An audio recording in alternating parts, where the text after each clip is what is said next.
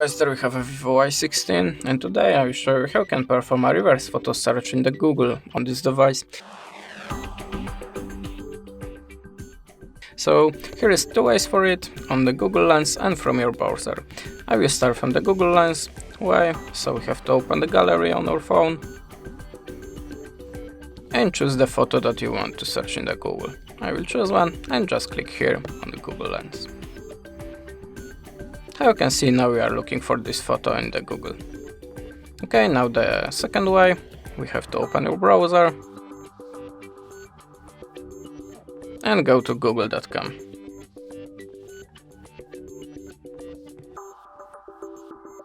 Now it's very important thing, you have to open the desktop site. To do it, just click on this three-dot icon and click here. How you can see, now the small camera icon appears and we have to click on it. Now just tap on upload the file. Click allow and choose the file what you want to search in the Google. I will choose that one again. Now the photo is uploading. And how you can see, now we are looking for this photo in the Google. That's it. Thanks for the watching, leave us a subscribe or a comment, and goodbye.